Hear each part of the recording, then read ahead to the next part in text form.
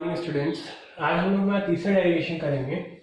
Electric field intensity due to plane charge sheet और non conducting charge sheet.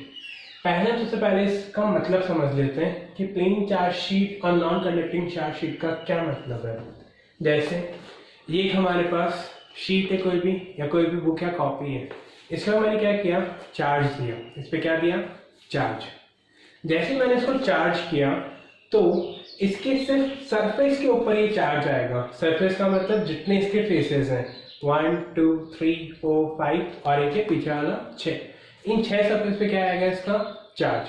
तो ये जो 6 सरफेस है, इनके ऊपर हम इस प्लेट के ऊपर या शीट के ऊपर हम क्या निकाल रहे हैं, इलेक्ट्रिक फील्ड इंटेंसिटी। ये क्या है, नॉन कंडक्टिंग। नॉन कंडक्टिंग का मतलब है कि अगर हम सरफेस के ऊपर चार्ज दे रहे हैं तो वो सरफेस के अंदर नहीं जाएगा। नॉन कंडक्टिंग का क्या मतलब है, अगर हम सरफेस के ऊपर चार्ज दे रहे हैं तो वो सरफेस के अंदर नहीं जाएगा। अब देखो इसमें आगे, ये जो हमारी प्लेट है या शीट है, ये है जो आपको दिखाई दे रही है, ये पूरी पूरी क्या है, हमारी शीट। अब इस शीट, क्योंकि ये सरफेस है, तो हमने पढ़ा था एक कांस्टेंट सिग्मा। क्या पढ़ा था हमने, कांस्टेंट सिग्मा। सिग्मा किसको रिप्रेजेंट करता है, सरफेस चार्ज डेंसिटी को। किसको रिप्रेजेंट करता है, सरफेस चार्ज डेंसिटी को। हमने 3 तरह की चार्ज डेंसिटी पढ़ी थी, एक लीनियर, एक सरफेस और एक वॉल्यूम। ये सिग्मा किसको रिप्रेजेंट करता है, सरफेस चार्ज डेंसिटी। तो हमने क्या माना, इस प्लेट के ऊपर चार्ज तो कितना है, Q, और इस प्लेट का एरिया कितना है, A। तो इस प्लेट की सरफेस चार्ज डेंसिटी कितनी हो जाएगी, सिग्मा। तो सिग्मा इक्वल्स टू क्या आ गया, Q/A। ये हमने अज्यूम कर लिया कि सिग्मा क्या है, इस प्लेट की सरफेस चार्ज डेंसिटी, इसका चार्ज Q और एरिया A है। दूसरे थे, अब पॉजिटिव चार्ज प्लेट है, तो पॉजिटिव चार्ज अगर प्लेट है तो इलेक्ट्रिक फील्ड पॉजिटिव चार्ज से हमेशा किधर होती है, बाहर की तरफ। किधर होती है, बाहर की तरफ। तो इधर भी बाहर की तरफ, इस पॉइंट पे भी बाहर की तरफ, और इस पॉइंट पे भी बाहर की तरफ। तीनों सरफेस पे हमने ये लिया। ये हमने सिलेंड्रिकल सरफेस लिया है, और इस सिलेंड्रिकल सरफेस को हमने 3 सरफेस में डिवाइड कर दिया, जैसा हमने पहले वाले डेरिवेशन में भी किया था। पहले वाले डेरिवेशन में भी हमने 3 सरफेस लिए थे। पहले वाले डेरिवेशन में हमने 3 सरफेस इस तरह लिए थे, फर्स्ट, सेकंड और थर्ड। इस डेरिवेशन में ये जो सिलेंड्रिकल गॉसियन सरफेस है, ये जो सिलेंडर है, ये इस तरह से प्लेट के अंदर से जा रहा है। कैसे, यानी ये प्लेट इस तरह है और ये जो सिलेंड्रिकल सरफेस है, इसके अंदर से इस तरह आगे निकल रहा है। बट क्योंकि ये नॉन कंडक्टिंग है तो इस पे कोई चार्ज नहीं आएगा। इस सिलेंड्रिकल सरफेस पे कोई चार्ज नहीं आएगा। और इस सिलेंड्रिकल सरफेस को हमने 3 सरफेस में डिवाइड कर दिया, एक S1, एक S2 और एक S3। इन 3 सरफेस में हमने क्या कर दिया, इसको डिवाइड करने के बाद 3 सरफेस के ऊपर इलेक्ट्रिक फ्लक्स निकलेगा। उन तीनों के इलेक्ट्रिक फ्लक्स को हम निकालते हैं। हमने इलेक्ट्रिक फ्लक्स की डेफिनेशन पढ़ी थी, phi E is equals to EdS cos theta. और अगर टोटल निकालना है तो लाइन इंटीग्रल, क्योंकि हमारे पास यहाँ पे कितने सरफेस हैं, 3। तो इसका मतलब क्या हुआ, यहाँ पे फ्लक्स कितना हो जाएगा, पाई E, इसका इक्वल होगा, देखिए, summation of EdS cos theta first surface पे, plus summation of EdS cos theta कौन से सरफेस पे, सेकंड सरफेस पे, plus S3 EdS cos theta. ये 3 सरफेस पे हमें फ्लक्स निकालना और उसको क्या करना है, ऐड। अब देखते हैं डायग्राम में।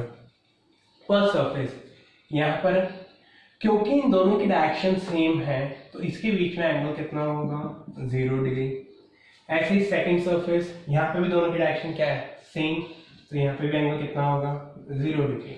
बट जो थर्ड सरफेस है, यहाँ पे थीटा कितना बन रहा है, 90 डिग्री।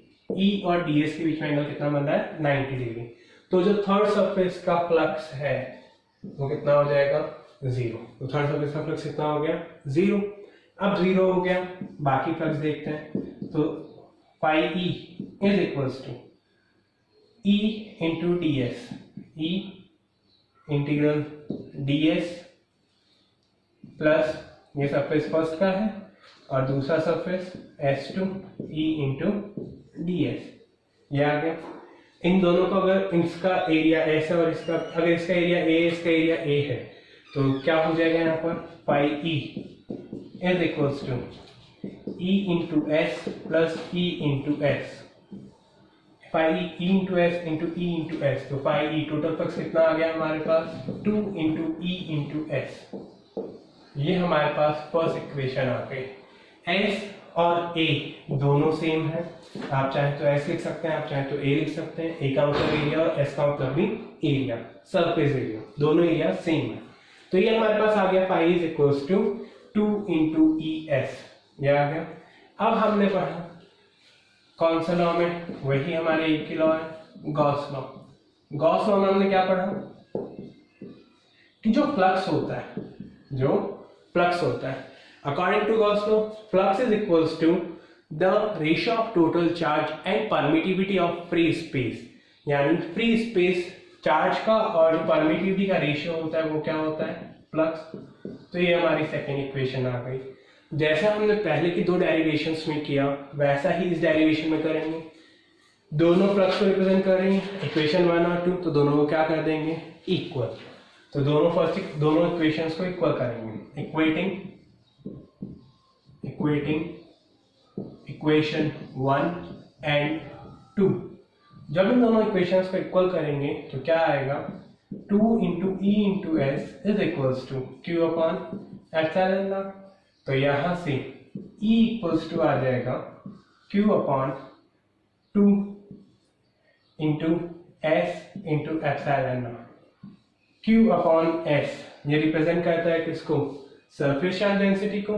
तो यहां से E इक्वल्स टू क्या आ जाएगा, तो यहां से E इक्वल्स टू आ जाएगा सिग्मा अपॉन 2 एप्सिलॉन नॉट.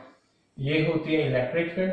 अगर इसको वेक्टर फॉर्म में रिप्रेजेंट करना है तो E वेक्टर, और एन कैप क्या है, इलेक्ट्रिक फील्ड का यूनिट वेक्टर रिप्रेजेंट करना है. तो इस तरह से हम डेरिवेशन करते हैं. क्लियर है सबको, कोई प्रॉब्लम आए तो आप लोग पूछ सकते हैं. अब हमारा नेक्स्ट टॉपिक है electric field intensity to charge conducting sheet, fourth derivation. कौन सी डेरिवेशन है ये, फोर्थ. पहले हमने अभी किया था non conducting sheet. Non conducting sheet का मतलब था कि चार्ज कंडक्ट नहीं होगा शीट से. बट अभी ये शीट कौन सी है, कंडक्टिंग. कंडक्टिंग जब शीट होगी तो जितना भी यहाँ पे चार्ज है वो सिर्फ सरफेस पे रहेगा, और उसके अंदर इलेक्ट्रिक फील्ड, जो सरफेस के अंदर इलेक्ट्रिक फील्ड होगी वो क्या हो जाएगी, जीरो. सरफेस के अंदर इलेक्ट्रिक फील्ड क्या हो जाएगी, जीरो. तो सिर्फ ये डिफरेंस होता है नॉन कंडक्टिंग में और कंडक्टिंग में. नॉन कंडक्टिंग में हर जगह इलेक्ट्रिक फील्ड रहेगी, बट कंडक्टिंग के अंदर सिर्फ सरफेस के अंदर जो इलेक्ट्रिक फील्ड है वो क्या हो जाएगी, जीरो. बाकी की दोनों रहेगी S2 और S3. ये दोनों यहाँ पे रहेगी. जब ये दोनों सरफेस यहाँ पे हैं तो इलेक्ट्रिक फील्ड हमने पढ़ा है, इलेक्ट्रिक फील्ड क्या होता है, the area around the electron. और इलेक्ट्रिक फील्ड होता है हमारा एरिया अराउंड द इलेक्ट्रॉन्स, या फिर जहां तक उस चार्ज का इफेक्ट हम देख सकते हैं. फ्लक्स हमने पढ़ा, फ्लक्स की डेफिनेशन वही EdS cos थीटा. और अगर टोटल निकालना है तो इंटीग्रल करेंगे, तो phi E इसके इक्वल आ जाएगा integral of surface first EdS cos theta plus integral of surface second EdS cos theta plus surface third EdS cos theta. यह आ गया. तो phi E EdS cos theta पहले सरफेस के ऊपर, पहला सरफेस हमने यहाँ पे रखा है, इस पे अंदर की तरफ है, तो इलेक्ट्रिक फील्ड यहाँ पे क्या होगी, जीरो. तो ये जीरो हो गया. फिर दूसरा सरफेस हमारा इस तरफ है, तो यहाँ पे थीटा की वैल्यू कितनी हो जाएगी, 0 डिग्री. तीसरा सरफेस, इन दोनों के बीच में एंगल कितना है, 90. तो यहाँ पे थीटा की वैल्यू कितनी है, 90. तो ये पूरा क्या हो जाएगा, 0. तो सिर्फ हमारे पास एक ही सरफेस बचेगा. तो यहाँ पे क्या आ जाएगा, E इंटू ds, और इसका इंटीग्रल, इसका क्या है हमारे पास, इंटीग्रल. अब टोटल सरफेस एरिया, जैसे अभी हमने पहले डेरिवेशन में किया था, इसका एरिया कितना माना हमने, S. तो इस प्लेट का भी एरिया हमने कितना मान लिया, S. तो ये कितना हो जाएगा, E इंटू S. तो यहाँ पे जो फ्लक्स की वैल्यू कितनी आ गई, E इंटू S. ये हमारी फर्स्ट इक्वेशन आ गई, ये हमारी फर्स्ट इक्वेशन. सेकेंड इक्वेशन के लिए वही चीज वापस, according to Gauss law. Gauss law में हमने क्या पढ़ा कि जो फ्लक्स होता है जो इलेक्ट्रिक फ्लक्स होता है वो रेशियो होता है किसका, चार्ज और परमिटिविटी का। ये सेकंड इक्वेशन आ गई। फिर हमने क्या किया था, जैसे हमने पहले डेरिवेशंस में किया वैसे ही डेरिवेशन में क्या करेंगे, इन दोनों को इक्वल। तो equation first is equals to 2, तो यहाँ से क्या आएगा, E into S is equals to Q upon epsilon naught. तो यहाँ से E इक्वल्स टू क्या आ जाएगा, Q upon S into epsilon not. Charge upon area ये किसका इक्वल होता है, sigma, sigma upon epsilon naught. तो E इक्वल्स टू आ गया हमारे पास सिग्मा अपॉन एप्सिलॉन नॉट। ये हमारे पास इलेक्ट्रिक फील्ड का फॉर्मूला आ गया। किसका फॉर्मूला आ गया, इलेक्ट्रिक फील्ड का। इसके लिए चार्ज कंडक्टिंग शीट के लिए, कंडक्टिंग शीट होगी नॉन कंडक्टिंग होगी, पता कैसे चलेगा। कंडक्टिंग का मतलब है सिर्फ अंदर इलेक्ट्रिक फील्ड क्या हो जाएगी, जीरो। तो जो सरफेस अंदर गया है प्लेट के अंदर वहां पे इलेक्ट्रिक फील्ड क्या हो जाएगी, जीरो। और नॉन कंडक्टिंग में तीनों जगह इलेक्ट्रिक फील्ड रहेगी, तीनों सरफेस के ऊपर। सिलेंड्रिकल सरफेस क्यों लिया, हम कोई भी ले सकते हैं, बट सिलेंड्रिकल सरफेस पे हमें दो केसेस मिल जाएंगे, एक पैरेलल और एक परपेंडिकुलर। तो इस तरह से हमने डेरिवेशन को किया। ई की वैल्यू आ गई सिग्मा अपॉन एप्सिलॉन नॉट। अभी थोड़ी देर पहले हमने नॉन कंडक्टिंग का निकाला था। नॉन कंडक्टिंग का कितना आया था, सिग्मा अपॉन 2 एप्सिलॉन नॉट, और कंडक्टिंग का कितना आया, सिग्मा अपॉन एप्सिलॉन नॉट। तो यहाँ से हम क्या लिख सकते हैं कि जो कंडक्टिंग प्लेट की जो इलेक्ट्रिक फील्ड इंटेंसिटी है, कंडक्टिंग प्लेट की जो इलेक्ट्रिक फील्ड इंटेंसिटी है वो आधी है नॉन कंडक्टिंग प्लेट की। जो कंडक्टिंग प्लेट की इलेक्ट्रिक फील्ड इंटेंसिटी है वो आधी है नॉन कंडक्टिंग प्लेट की। E इक्वल्स टू हमारे पास क्या आ गया, sigma upon epsilon not. Clear है सबको। कोई भी दोनों तीनों डेरिवेशन से कोई प्रॉब्लम आए तो पूछ सकते हैं आप लोग।